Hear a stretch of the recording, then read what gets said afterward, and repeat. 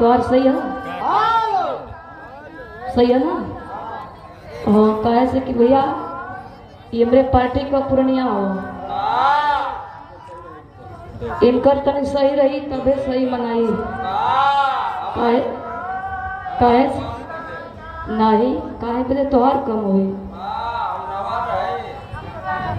तोहार हल्का फुल्का कम रही चली, लेकिन देखा तो इनकर पूर्णिया के शरीर हो गए।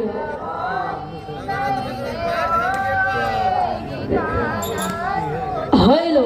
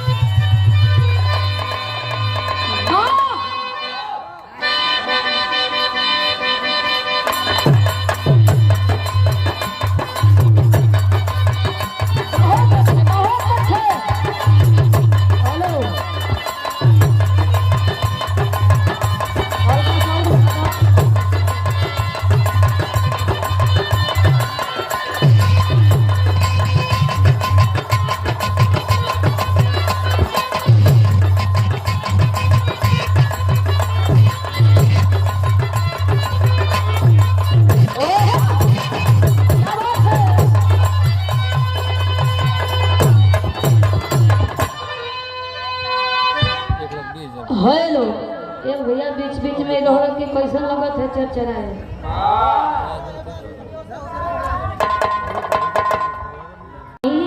है तू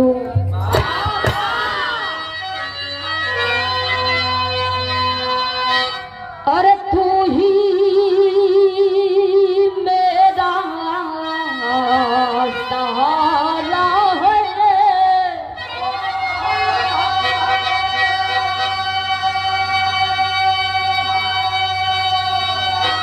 खिया जिन्ना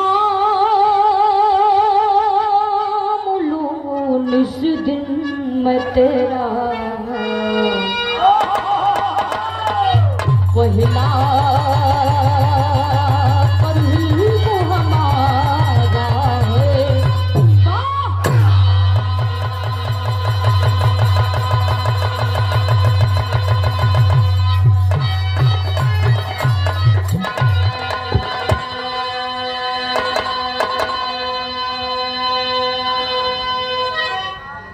कि तू ही मंदिर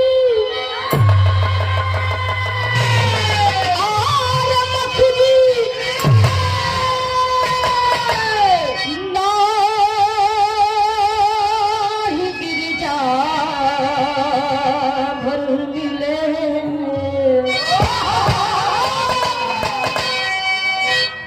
अरे जो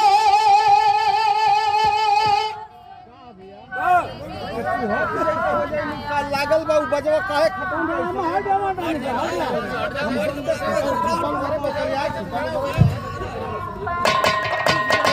क्या कहेंगे भैया हल्का हल्का कौन कर दो। हेलो हेलो राज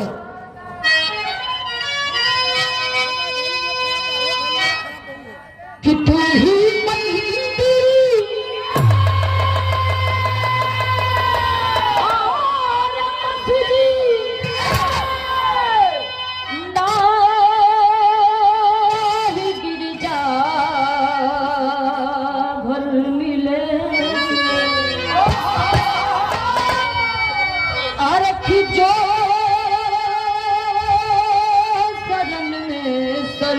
झुकाए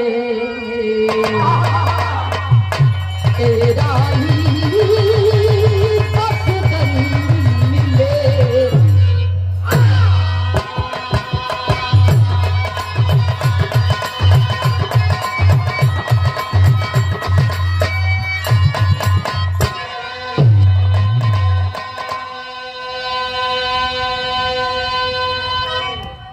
हे प्रभु आनंद दाता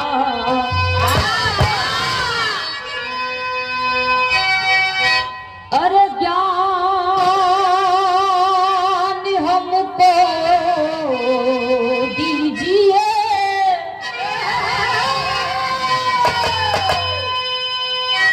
दीजिए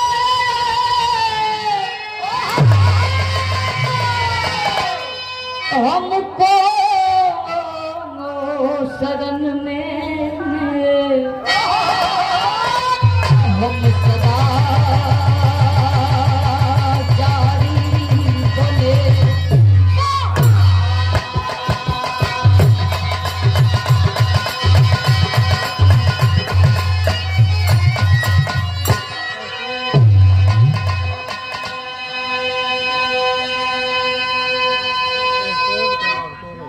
वैसे भैया तोरे साउंड को कोनो जवाब नहीं खे, बेजवाब बा, बड़ा बढ़िया साउंड बा। ये हवा चलत है यही से थोड़ा मोड़ा छोड़त पकड़त था। अच्छा काम में दिक्कत नहीं, परेशानी कौन हो?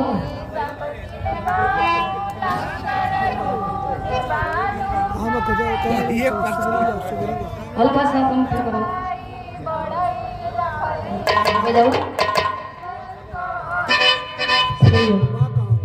वैसे साउंड बड़ा बढ़िया बा, तू बड़ा बढ़िया बड़ो। साउंड को तोरे कोनो जवाब नहीं खे। आज सबसे पहले पावन धरती, पवित्र धरती, ऐतिहासिक धरती, बलिदानी धरती, इस बागी बलिया के धरती को स्वागत अभिनंदन वंदन करते हूँ। बड़ा सौभाग्य की बात बा कि आज ये नंबर 1 बागी बलिया के धरती पर आवे का मौका मिलल। ये भैया लोग के कुछ बजावे का मौका मिलल, आप लोगों का चरण स्पर्श करे का मौका मिलल। और ये शुभ विवाह के शुभ तिलक उत्सव के शुभ पावन उपलक्ष्य पर कार्यक्रम रखावल गई बा। आप जितने भी तमाम भोजप्रिया श्रोता भैया चाचा, बिरहा सुनने वाले हमारे बाबूजी एवं नौजवान साथी भैया लोग, हित मीत संगी साथी, नात रिश्तेदार, दौर दयाद, अगल बगल के लोग, मौसी मौसा,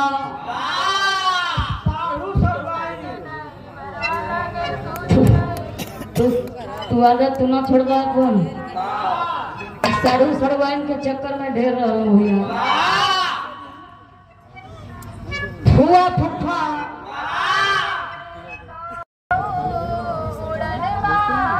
और इस कार्यक्रम के मलिकार महोदय, हम लोग के गार्जियन, हम लोग के मार्गदर्शक, जिसके वजह से इस धरती पर आए हैं, आप सम्मानित श्रद्धेय इस ग्राम सभा के पूर्व प्रधान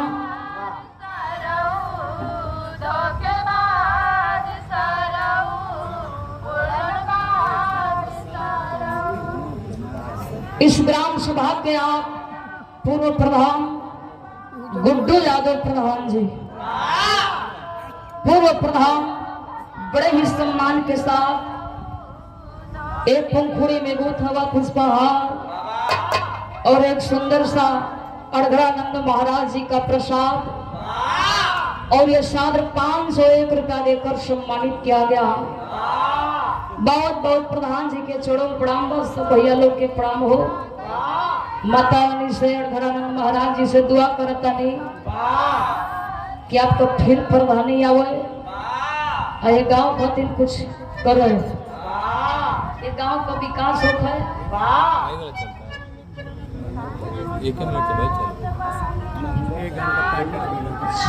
और ये हमारे महेंद्र चचा के तरफ से गौरा की धरती से ये सागर 101 रुपया देकर सम्मानित किया गया। बहुत बहुत दिन से धन्यवाद, बस सब भैया लोग के प्रणाम, आशीर्वाद का प्रतिष्ठा हुआ। और बगल के मंच पर बिरहा के अलग कलाकार जो कि समाज में अलग पहचान है, अलग नाम है, अलग जज्बा है, अलग रुतबा है। श्री कंठलंठ महाराज राम केवल यादव जी, आपका भी सुमंच के माध्यम से पूरे पार्टी को तहे दिल से स्वागत अभिनंदन वंदन करती हूँ। हम लोग भी करते हैं। का करल है बूढ़ो? करते हैं। वाह, करे के चाहिए। यह कि भैया इनके कुछ करे आवे चाहे ना, लेकिन सब पर आदर सम्मान भैया बड़ा प्रेम से करो। और इस मंच पे बैठे मंचासीन उजाला फिल्म स्टूडियो की मलिकार महोदय उमेश गाजीपुरिया कवि जी, आपका भी इस मंच के माध्यम से तहे दिल से स्वागत अभिनंदन वंदन करती हूँ। और आरवी स्टूडियो के मलिकार महोदय भीमपुरा नंबर 1 बागी बलिया, जो कि भीमपुरा बागी बलिया में एक अलग क्वालिटी की स्टूडियो बा, बड़ा ही प्यारा स्टूडियो बा। आप सम्मानित श्रद्धे हमारे सोनू यादव विश्वकर्मा, सोनू यादव बड़का भैया, सोनू विश्वकर्मा, आप सम्मानित श्रद्धे सोनू शर्मा जी, आपका भी इस मंच के माध्यम से तहे दिल से स्वागत अभिनंदन वंदन करती हूँ। और बिरहा के बहुत ही ट्रेंडिंग कलाकार, जो कि समाज में अलग पहचान है, अलग नाम है, आदरणीय सम्मानित बिरहा जगत के आप एक अच्छे लेखक डॉक्टर श्यामलाल कवि जी, ये घड़ी डिजिटल कवि हो गल हो गया। जैसे मोबाइल का 5G चलेला ना, वैसे कवि जी का हाथ चलेला। बहुत बहुत इस मंच के माध्यम से आपका भी तहे दिल से स्वागत अभिनंदन वंदन करती हूँ। देखा कहल जाला कोनो शुभ कार्य कैला से पहले लोग अपने अपने इष्ट देवता के याद कर लेवेला। इष्ट देवता नायक का, यानी हम इष्ट के बात करते हैं। तनी तो निमन से कहल जाला कि अगर धन चाहेला तो माई लक्ष्मी जी का पूजा करल जाला, अगर बल चाहेला तो वीर बजरंगबली का पूजा करल जाला, अगर स्वर साधना चाहेला भैया तो हम जैसन कलाकार, हम जैसन गवैया बजवैया पढ़वैया लिखवैया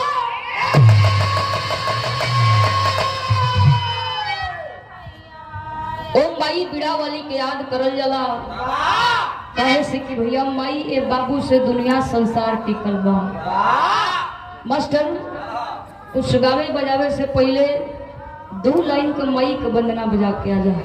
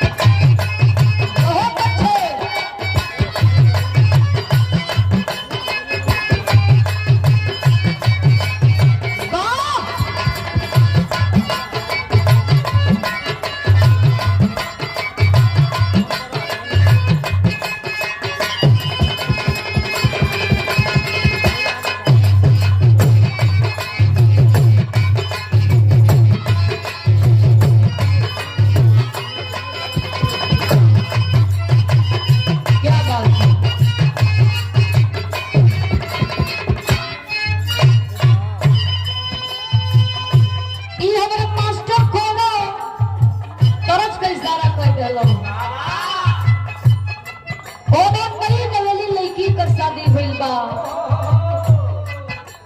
अपना नैहरा से ससुराल में आइल बा उनकर राजा जी उनकर सैया जी दोनों करा के प्रदेश में चल गई बाड़ू दुल्ही बड़ी वियोग में बा अपना राजा जी के याद में अपना सैया जी के सोच में एगो बात कहे का कहे मास्टर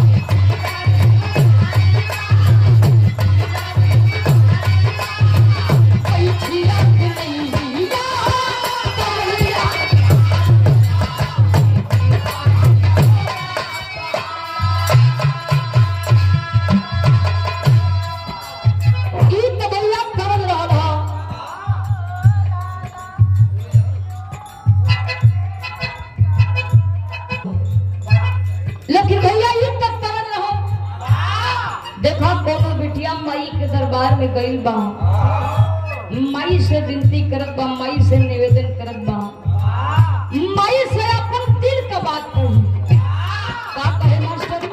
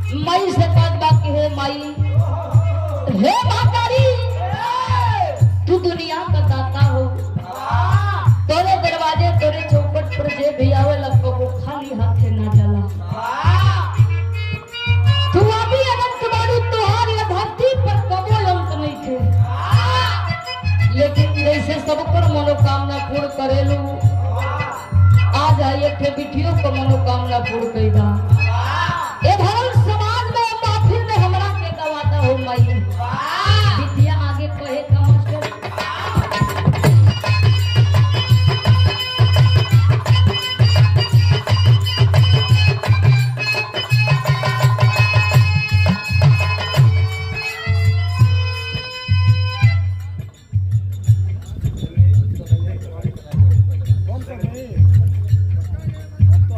आज भी मिलत हो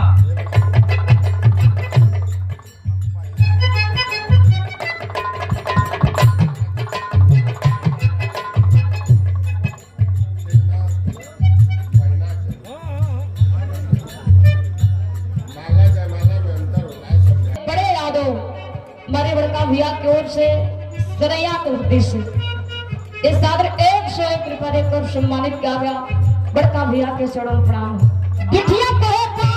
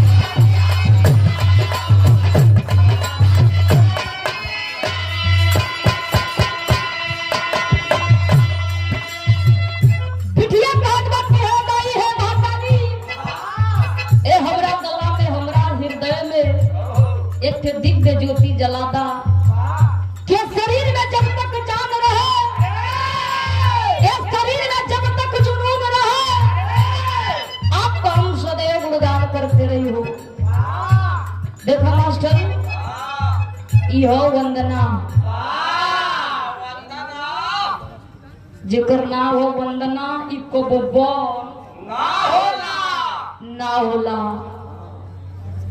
जैसे में वंदना आराधना और साधना ये तीनों चीज के भैया कितनो मन लगा के पूजा पाठ करबो लेकिन कबो मन ना भरी जैसे में बतौलो हो राम के यादव जी के मुंशी साहब गुरु जी एक बात बोले थे कि मन की तरंग मार लो बस हो गई भजन तो के खाली खैलही का धुन धैले रह एने भजन का बात होता भोजन का नारी का काम ऐसे लास्ट लाइन में गुरु धर्म का परिचय बा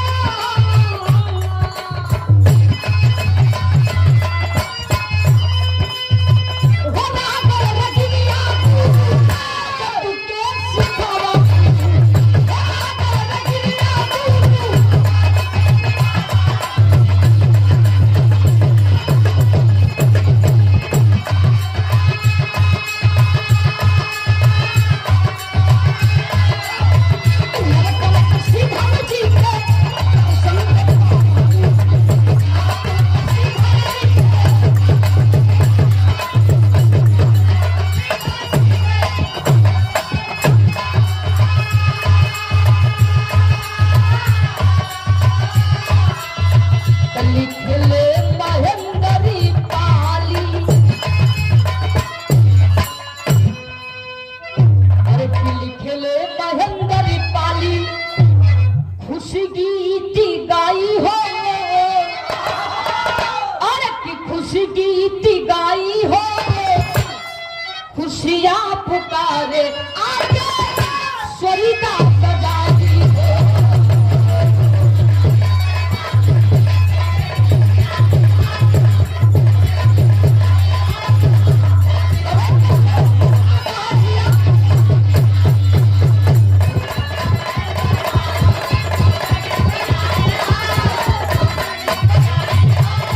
कि खुशियां पुकारे आगे सरिता सजाई हो।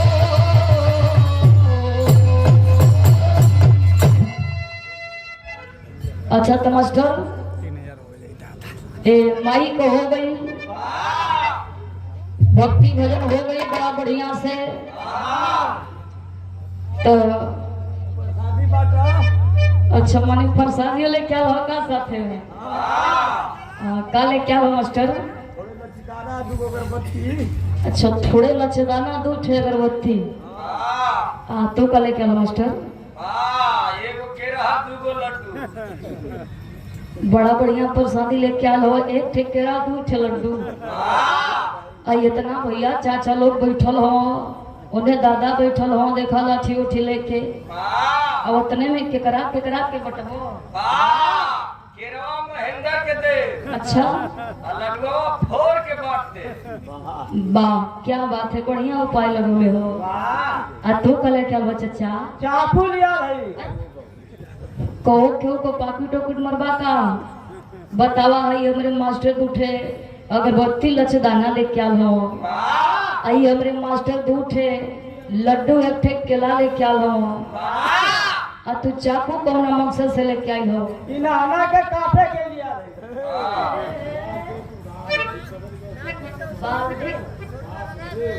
वासुदेव ओ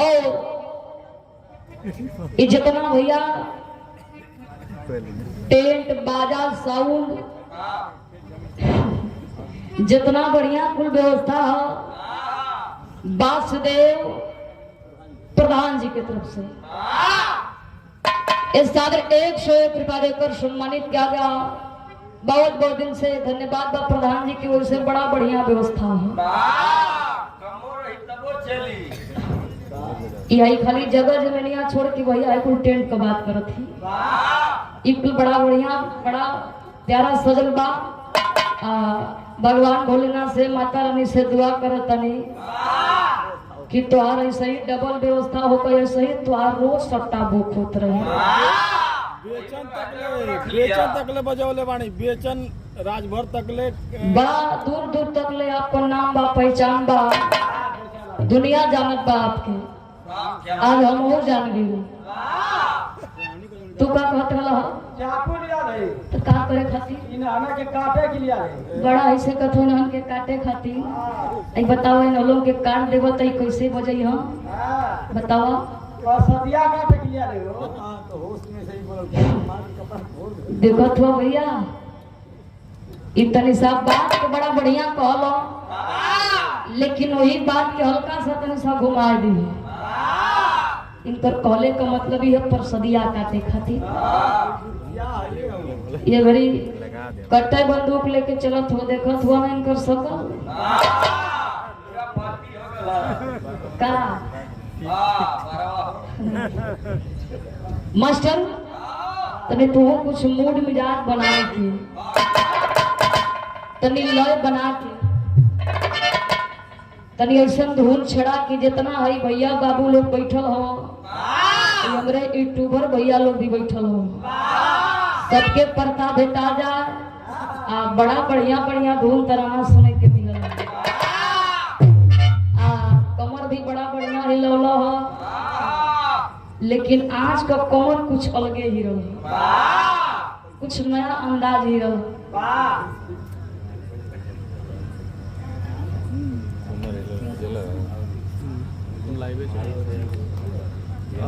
हो जाई सिंहासन यादव तलवारी की धरती से एक बड़े ही सम्मान के साथ ये सादर 101 रुपया देकर सम्मानित किया गया। बहुत बहुत दिन से धन्यवाद बा। फरमाइश है समाजवादी गीत गावे खातिर हो जाए भैया। फरमाइश जवन कर वालों तवन फरमाइश पूरा हो जी। बड़ा बढ़िया कमर हिलौला हो। आज का कमर कुछ अलग ही रहा। मास्टर तने तो कुछ बजाए क्या हुआ?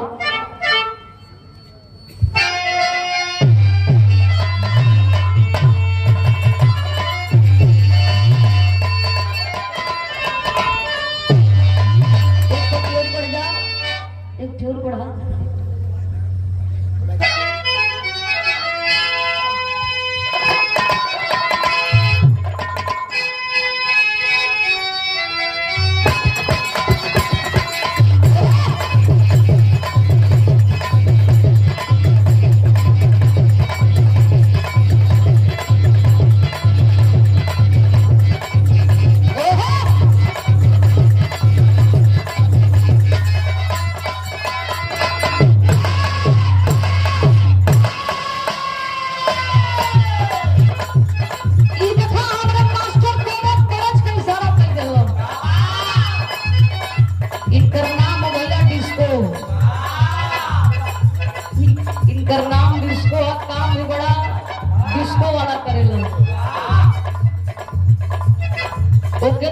रिक्स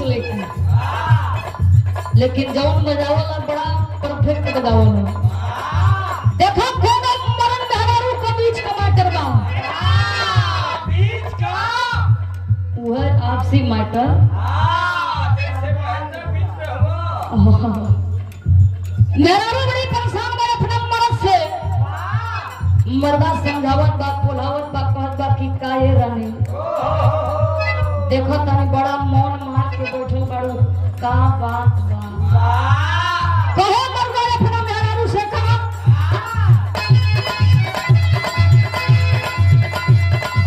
का परेशानी बाटे बोला गुजरिया।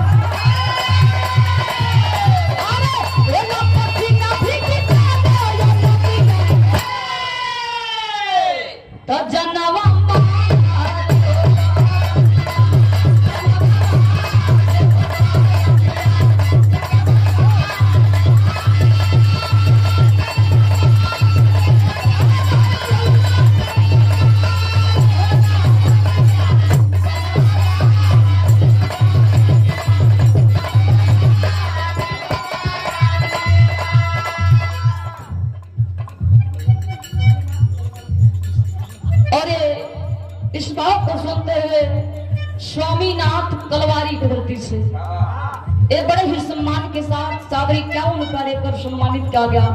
बहुत बहुत दिल से धन्यवाद सब भैया लोग के प्रणाम बा।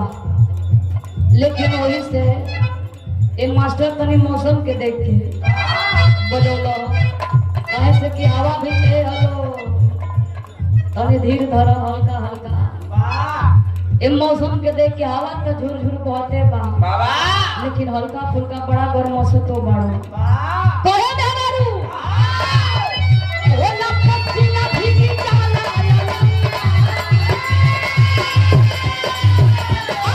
ओ लपसी ना भीगी जाला त जनवा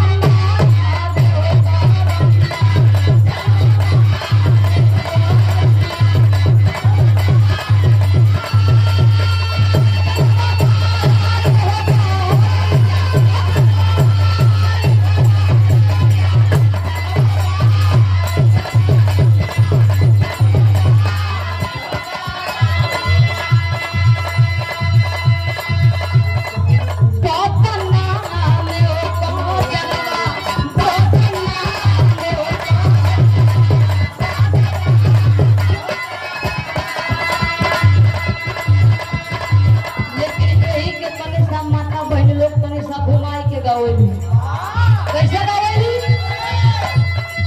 गोतावा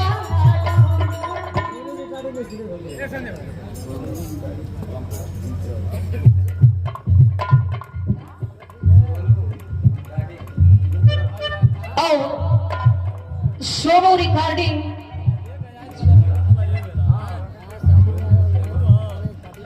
बड़े ही सम्मान के साथ एथेंस से पुरस्कार आरभी स्टूडियो भीमपुरा नंबर 1 बागी बलिया उनके आप मलिकार महोदय आप सम्मानित श्रद्धे सोम विश्वकर्मा जी बड़का भैया की ओर से ये फिर से पुरस्कार ये बहुत रुपया देकर सम्मानित किया गया। सब भैया के चरण प्रणाम हो और सब भैया की प्रणाम फलगी। और इस ग्राम सभा के पूर्व प्रधान सूर्यनाथ यादव पूर्व प्रधान छतारा बिलौली के रहती से ये मेरे प्रधान जी की तरफ से सादर 101 रुपया देकर सम्मानित किया गया।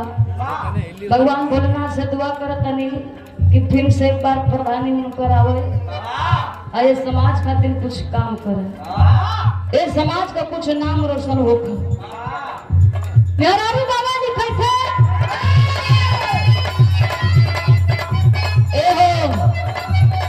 हेलो देखो तनी बड़ा कौन छिया के रहता कहे नारू गोतावा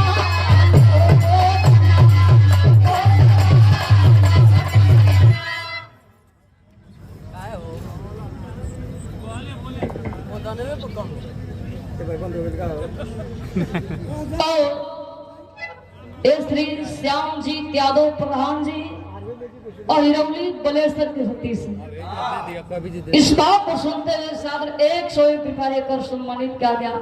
प्रधान जी के चरणों में प्रणाम बा। और यह फिर से पुरस्कार तीसरी बार पुरस्कार आरभी रिकॉर्डिंग स्टूडियो के मलिकार महोदय भीमपुरा नंबर 1 बागी बलिया आप सम्मानित श्रद्धेय हमारे सोनू विश्वकर्मा बड़का भैया की ओर से ये फिर से पुरस्कार बहुत दिल से धन्यवाद। बस सब भैया लोग लड़का कहता आखिर में कजरा लगोले हो बाबू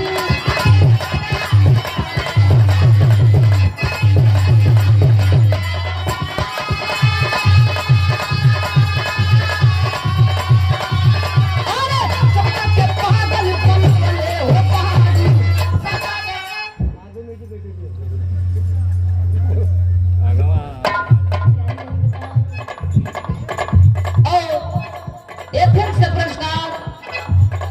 रिकॉर्डिंग स्टूडियो के मलिकार महोदय जी भीमपुरा नंबर 1 बागी बलिया जो कि बड़ा मशहूर स्टूडियो का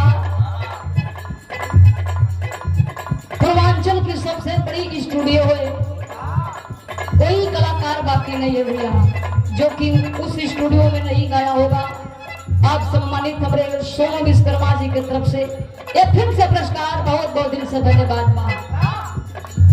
कहो लड़का आखिर में कजरा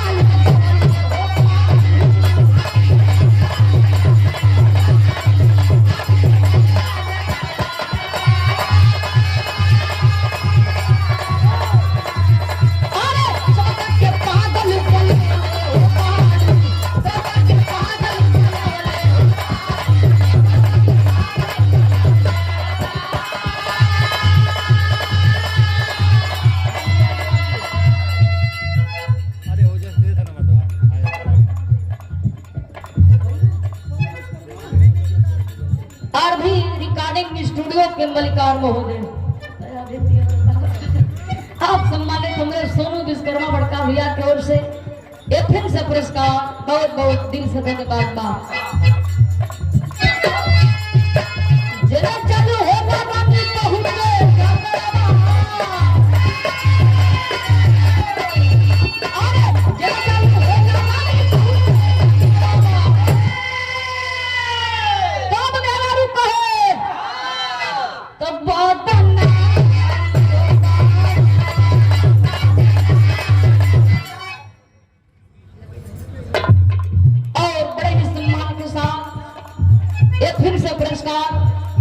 विराट बहुत ही जानदार शानदार कलाकार विनोद यादव बड़का भैया की ओर से समाज सेवी जो कि समाज में अलग पहचान अलग नाम है आपका, ये फिल्म से पुरस्कार सादर 201 रुपया देकर सम्मानित किया गया। विनोद भैया के चरणों में प्रणाम हो, सब भैया लोग के प्रणाम बा। कहे लहरारू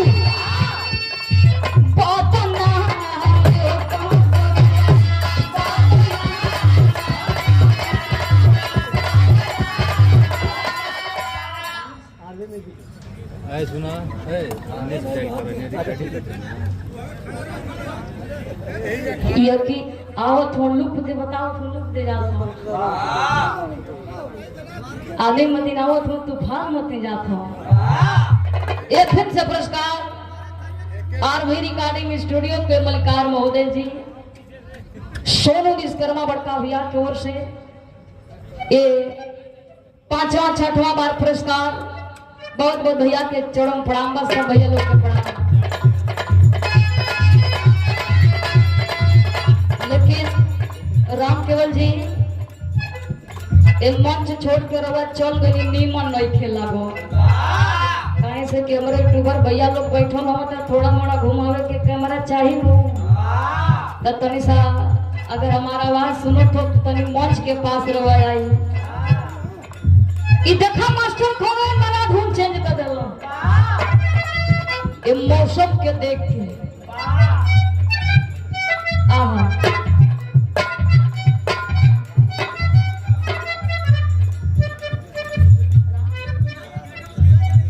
और रामदयाल यादव समाजवादी पार्टी के आप प्रदेश सचिव पलवारी की धरती से बड़े ही सम्मान के साथ ये सागर 101 रुपया देकर सम्मानित किया गया। बहुत बहुत दिल से धन्यवाद।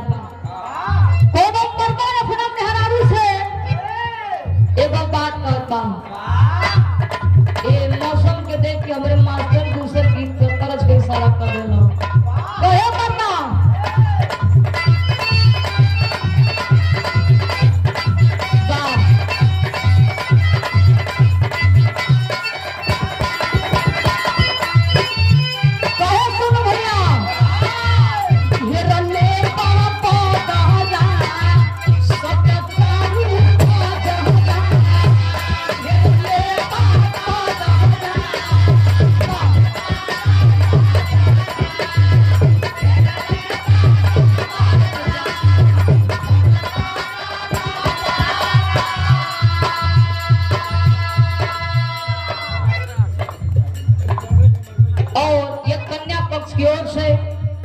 लड़की की आप भाई सिपाही जी की तरफ से इस भाव को सुनते हुए सागर 101 रुपया देकर सम्मानित किया गया।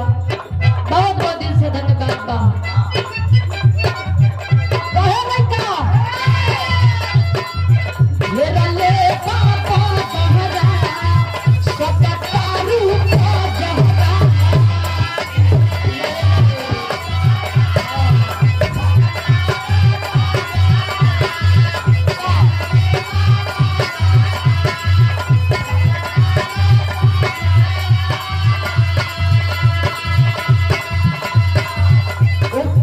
से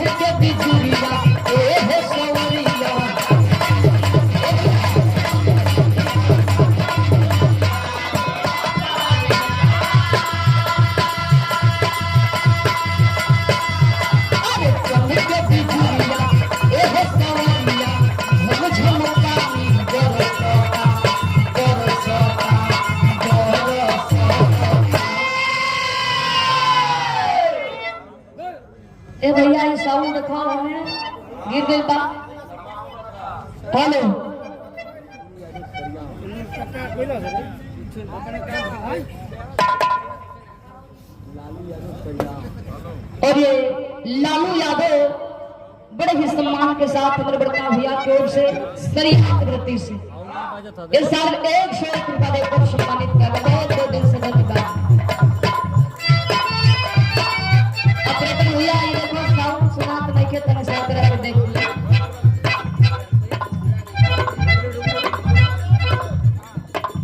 हेलो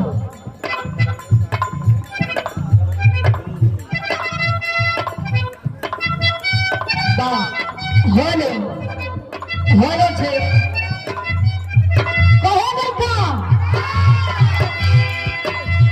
ये रले पापा बहला सब पानी आ जाता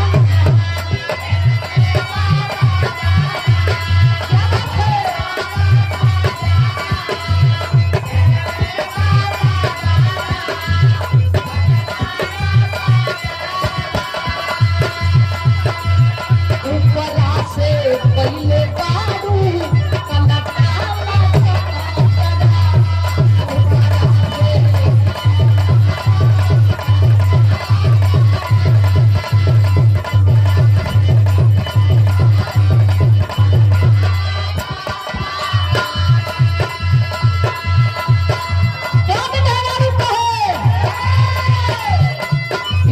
के बिजुलिया ए हो सवरिया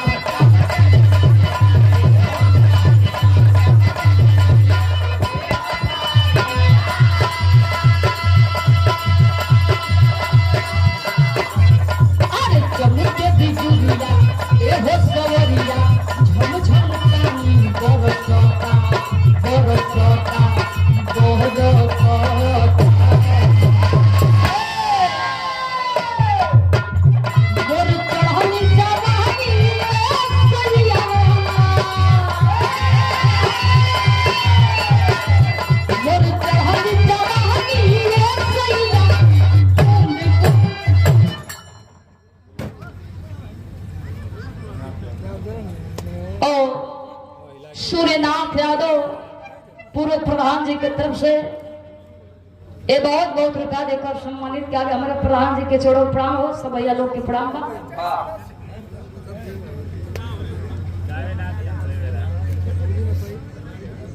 और श्री श्याम जी यादव प्रधान पहिरौली बलेश्वर की धरती से एक बड़े ही सम्मान के साथ ये फिर से पुरस्कार हमारे प्रधान जी की तरफ से अच्छा सादर 101 रुपया लेकर सम्मानित किया गया। हम चाहते भैया कि एक बार जोरदार ताली बजा के सम्मान कर दिया। और ये कन्या पक्ष की ओर से दीपक यादव सिपाही जी की तरफ से ये सादर 51 रुपया बहुत बहुत दिल से धन्यवाद बा।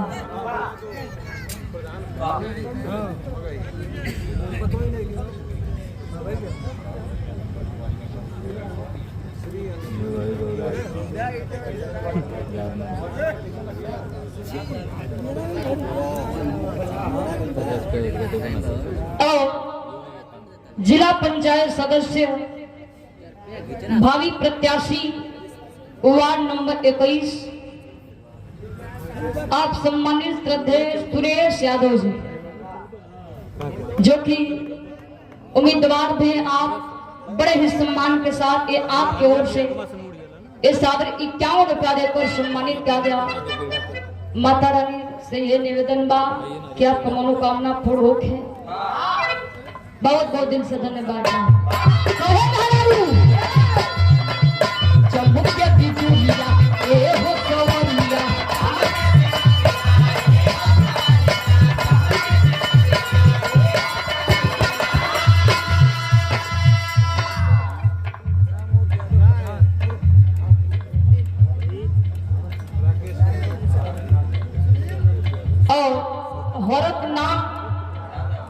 हरकनाथ यादव सिकरिया की धरती से बड़े ही सम्मान के साथ एक सादर 101 रुपया लेकर सम्मानित किया गया। बहुत बहुत दिन से धन्यवाद बा।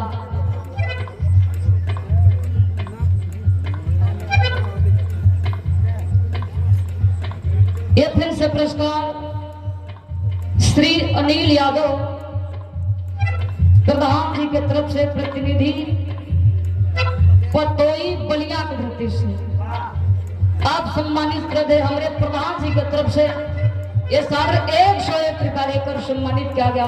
बहुत बहुत प्रधान जी के चोरों प्रणाम सब भैया लोग के प्रणाम बा। चमक के बिजुरिया ये हो सवरिया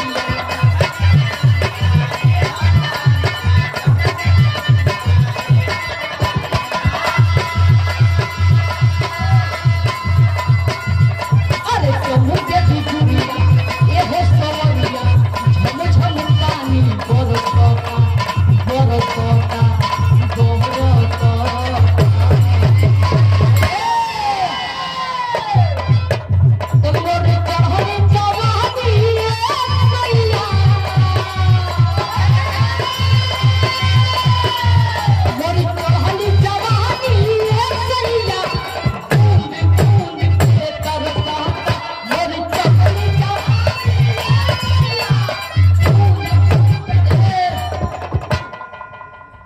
देखा इको तो निकल वाला इको के मास्टर तनी देख के तनी मिजाज में लय बना के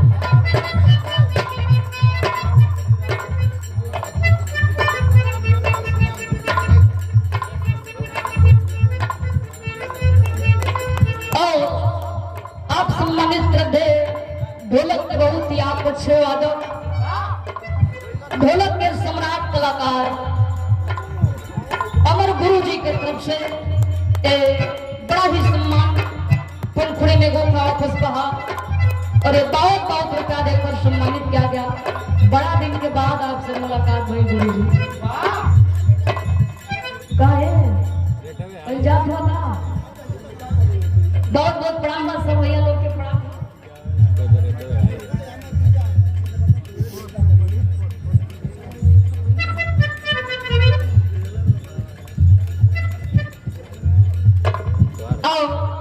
श्री राजेश यादव उनके सुपुत्र राम अवध यादव पूर्व प्रधान कलवारी बलिया पद्धति से प्रधान पद के भावी प्रत्याशी आप सम्मानित रहे हमारे प्रधान जी की तरफ से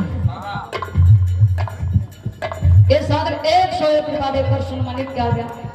बहुत बहुत दिन से धन्यवाद प्रधान जी के सब भैया लोग। चमक के बिजुरिया ये हो सवरिया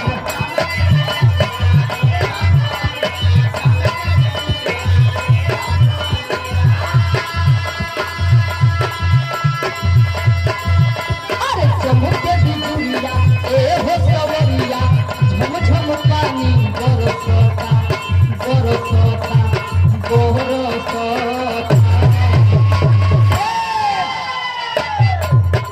तंबोरी चढ़ल जवानी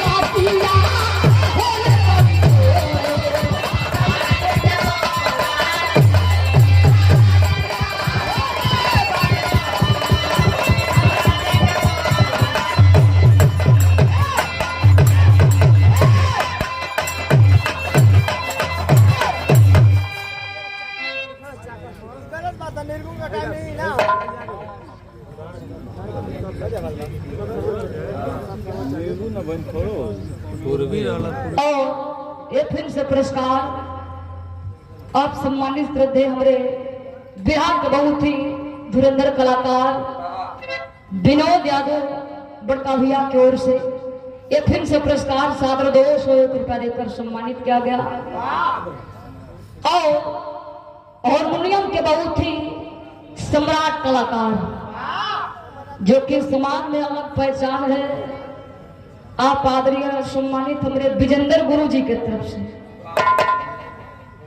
आपके ओर से एक पंखुड़ी में गोतावा पुष्पहार और बहुत बहुत रुपया देकर सम्मानित किया गया।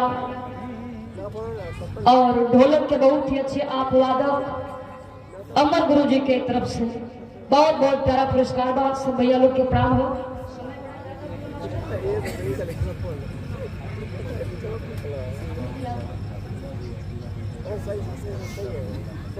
और अमित यादव घोड़ा भैया की तरफ से जिला पंचायत सदस्य वार्ड नंबर 27 बड़े ही सम्मान के साथ ये साधक 101 रुपया देकर सम्मानित किया गया। बहुत बहुत दिन से धन्यवाद मास्टर। बड़ा